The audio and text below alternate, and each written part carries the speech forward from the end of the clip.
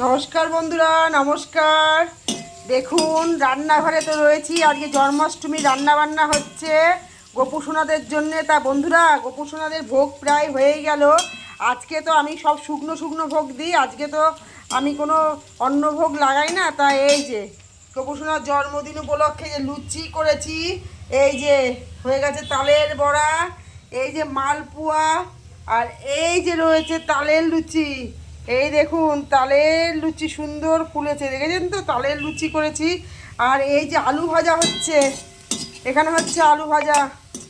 আলু ভাজাটা হলেই কমপ্লিট হয়ে যায়। এখানে হচ্ছে আলু ভাজা আর ক্যাডবেরি চকলেট, এগুলো তো সব নিয়েই এসছে।